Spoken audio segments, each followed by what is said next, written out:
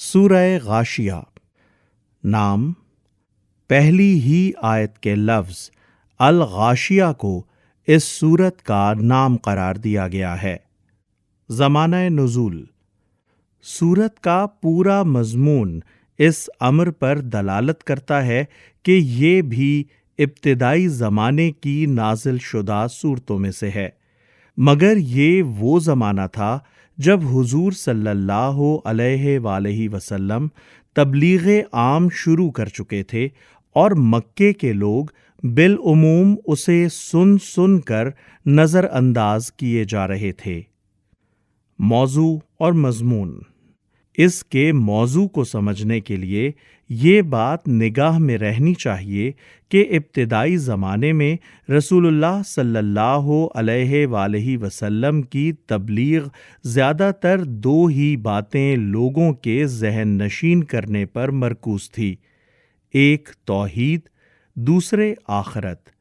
اور اہل مکہ ان دونوں باتوں کو قبول کرنے سے انکار کر رہے تھے۔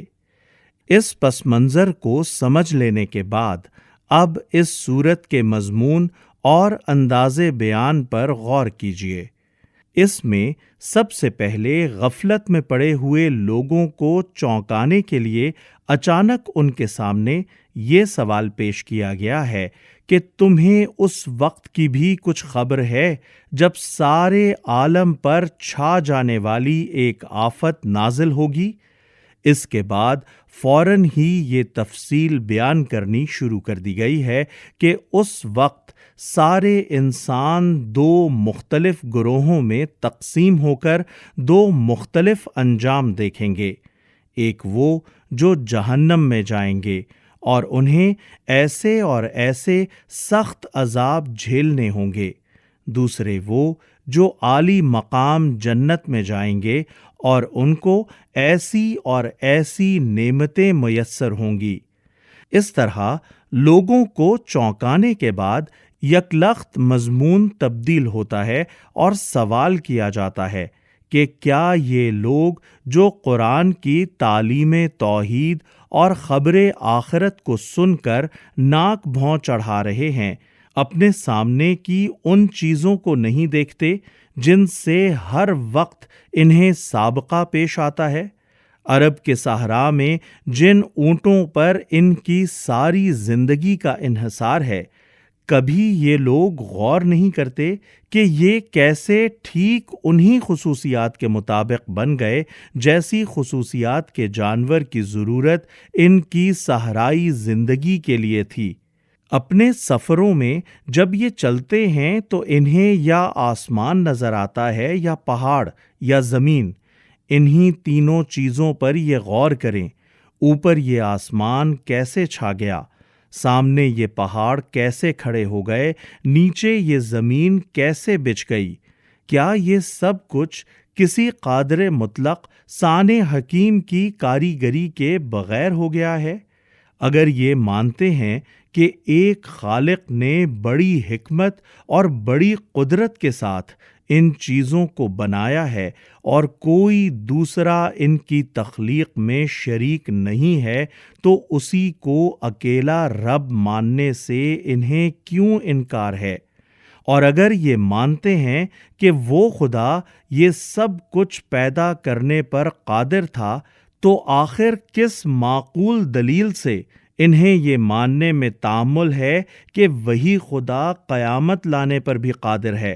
انسانوں کو دوبارہ پیدا کرنے پر بھی قادر ہے، جنت اور دوزخ بنانے پر بھی قادر ہے؟ اس مختصر اور نہایت معقول استدلال سے بات سمجھانے کے بعد کفار کی طرف سے رخ پھیر کر نبی صلی اللہ علیہ وآلہ وسلم کو مخاطب کیا جاتا ہے اور آپ سے ارشاد ہوتا ہے کہ یہ لوگ نہیں مانتے تو نہ مانیں، تم ان پر جبار بنا کر تو مسلط نہیں کیے گئے ہو کہ زبردستی ان سے منوا کر ہی چھوڑو۔ تمہارا کام نصیحت کرنا ہے، سو تم نصیحت کیے جاؤ، آخر کار انہیں آنا ہمارے ہی پاس ہے، اس وقت ہم ان سے پورا حساب لیں گے اور نہ ماننے والوں کو بھاری سزا دیں گے۔ بسم اللہ الرحمن الرحیم اللہ کے نام سے جو بے انتہا مہربان اور رحم فرمانے والا ہے۔ هل اتاک حدیث الغاشیہ کیا تمہیں اس چھا جانے والی آفت یعنی قیامت کی خبر پہنچی ہے؟ وجوہ یومئذ خاشعہ کچھ چہرے، چہروں کا لفظ یہاں اشخاص کے معنی میں استعمال ہوا ہے، چونکہ انسان کے جسم کی نمایاں ترین چیز اس کا چہرہ ہے، اس لیے کچھ لوگ کہنے کے بجائے کچھ چہرے کے الفاظ استعمال کیے گئے ہیں۔ اس روز خوف زدہ ہوں گے، عاملۃ ناصبہ سخت مشقت کر رہے ہوں گے، تصلی نارا حامیہ تھکے جاتے ہوں گے، شدید آگ میں جھلس رہے ہوں گے، تسقى من عین آنیہ کھولتے ہوئے چشمے کا پانی انہیں پینے کو دیا جائے گا، لیس لهم طعام الا من ضریع خاردار سوکھی گھاس کے سوا کوئی کھانا ان کے لیے نہ ہوگا،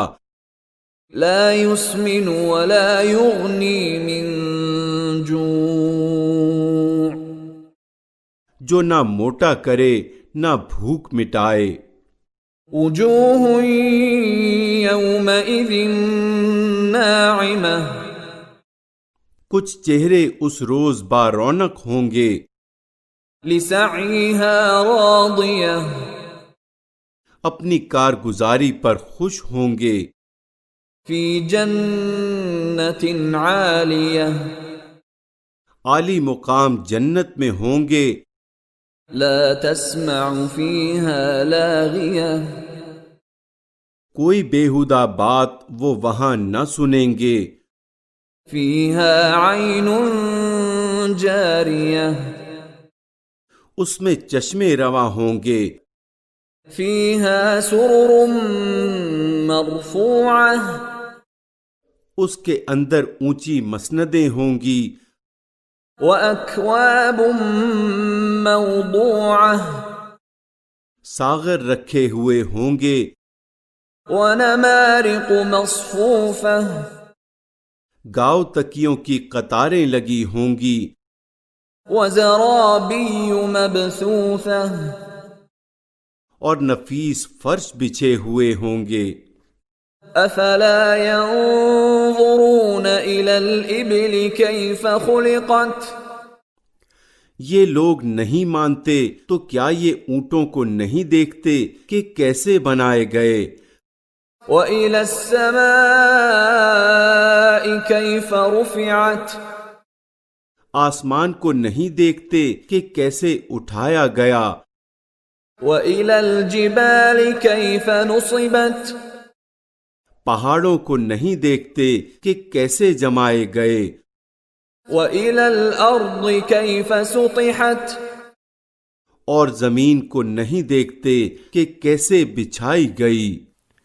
یعنی اگر یہ لوگ آخرت کی یہ باتیں سن کر کہتے ہیں کہ آخر یہ سب کچھ کیسے ممکن ہو سکتا ہے، تو کیا خود اپنے گرد و پیش کی دنیا پر نظر ڈال کر انہوں نے کبھی نہ دیکھا اور کبھی نہ سوچا کہ یہ اونٹ کیسے بن گئے، یہ آسمان کیسے بلند ہو گیا، یہ پہاڑ کیسے قائم ہو گئے، یہ زمین کیسے بچھ گئی؟ یہ ساری چیزیں اگر بن سکتی تھیں اور بنی ہوئی ان کے سامنے موجود ہیں تو قیامت کیوں نہیں آ سکتی؟ آخرت میں ایک دوسری دنیا کیوں نہیں بن سکتی؟ دوزخ اور جنت کیوں نہیں ہو سکتی؟ فذکر انما انت مذکر اچھا تو اے نبی نصیحت کیے جاؤ، تم بس نصیحت ہی کرنے والے ہو، لست عليهم بمسيطر کچھ ان پر جبر کرنے والے نہیں ہو إلا من تولى وكفر البتہ جو شخص منہ موڑے گا اور انکار کرے گا فيعذبه الله العذاب الأكبر تو اللہ اس کو بھاری سزا دے گا إن إلينا إيابهم ان لوگوں کو پلٹنا ہماری طرف ہی ہے ثم إن علينا حسابهم پھر ان کا حساب لینا ہمارے ہی ذمے ہے